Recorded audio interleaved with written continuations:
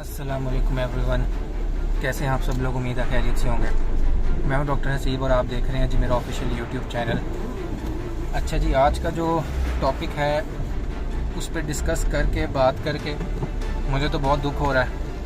और पाकिस्तान में किस किस्म की फस्तायत फैल रही है, किस किस्म की गुंडागर्दी चल रही है, ये हुकूमत और इनके हैंडलर्स कितने को बदमाश हैं, ये हमें आइडिया होता जा रहा है।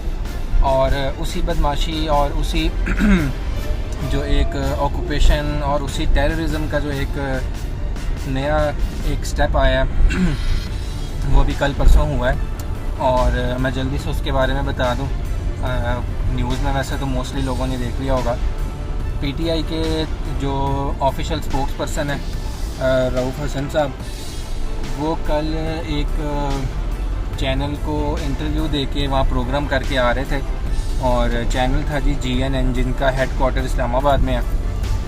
और रऊफ़ हसन वहाँ से जब निकले हैं पार्किंग में आए हैं, हालांकि अच्छी खासी क्राउडेड जगह थी वो, और उनकी गाड़ी जो है वो पार्किंग में खड़ी थी।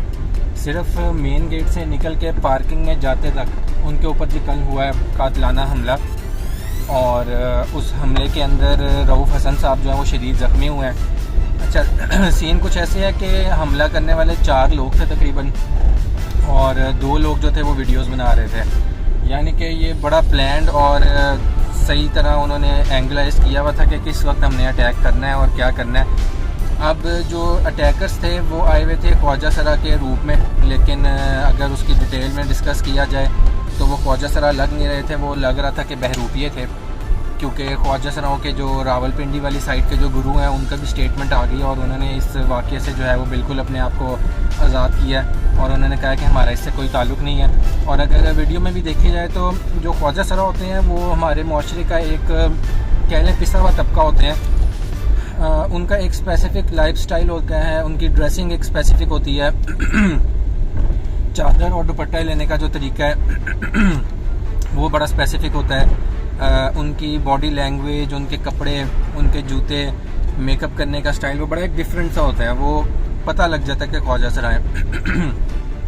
बहरहाल जिन लोगों ने अभी अटैक किया वो बिल्कुल भी देखने में ख्वाजा सरा तो नहीं लग रहे थे, और साफ पता लग रहा था कि कोई प्लान साजिश है, कोई इसके पीछे तंजीम है, कोई इदारा है जो आवाज़ों को दबाने की कोशिश कर रहा है। बहरहाल जब रऊफ़ हसन निकले बिल्डिंग से और वो अपनी गाड़ी के करीब पहुँचे तो एक ख्वाजा सरा, सो कॉल्ड ख्वाजा सरा ने उनके ऊपर रोका और उनसे वीडियो में नज़र आ रहा है कि बदतमीज़ी की और खींचातानी करने की कोशिश की। रऊफ़ हसन जब वहाँ से जाने की कोशिश करने लगे तो उसने फोर्सफुली जो है वो उनको रोक लिया।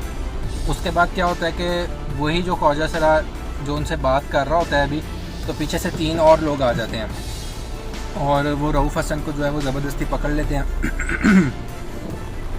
जिस ख्वाजा सरा ने सबसे पहले बात स्टार्ट की होती है वो जल्दी से अपनी चादर के नीचे से एक छोटा सा ब्लेड निकालता है और उस ब्लेड से जी अटैक करता है रऊफ़ हसन के ऊपर।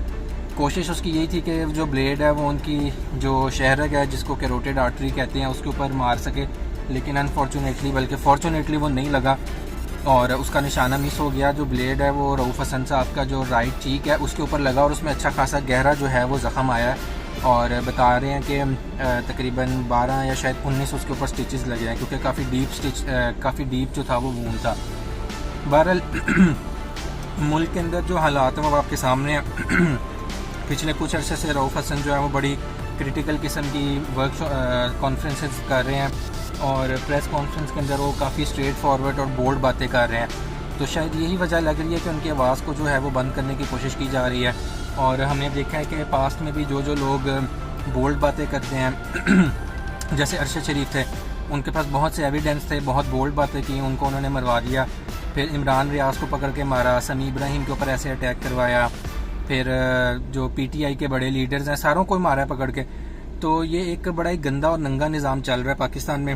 उम्मीद करते हैं कि जो हमारी हाई कोर्ट्स और सुप्रीम कोर्ट्स हैं वो इनके ऊपर एक्शन लेंगी, जिस तरह उन्होंने बाकी जो केसेस हैं, अहमद फरहाद का केस है या इमरान खान के जो केस हैं उनके ऊपर एक्शन लिया। बहरहाल दुआ करते हैं कि इस मुल्क के हालात बेहतर हों और इस ग़ुलामी से मुल्क को आज़ादी मिले। जो ये डिक्टेटर्स और ये बदमाश और ये जो एक चोर लफंगों का टोला हमारे ऊपर बैठा हुआ है, हमें इनसे जल्द निजात मिले और इमरान खान जो है वो जल्दी वापस आए हुकूमत में। और इस मुल्क की थोड़ी बचत हो। बहरहाल आप लोग अपने कमेंट्स में ज़रूर बताएं कि आपका इसके बारे में क्या राय है। अगर आप किसी और पार्टी से भी ताल्लुक़ रखते हैं तो क्या ये जो एक हरकत की है ये ठीक है, क्योंकि अगर आज ये PTI के लीडर्स पे हो रही है तो कल को आपके लीडर्स पे भी होगी, आपके घरों पे भी अटैक होंगे, आपके बच्चे और औरतें भी उठाई जाएंगी। तो बेहतर है कि इस चीज़ को यहीं पे रुकवाने की कोशिश की जाए और उसको ख़त्म करें। बहरहाल मिलते हैं कल एक नए व्लॉग के साथ, तब तक के लिए मुझे इजाज़त दीजिए। अल्लाह हाफ़िज़।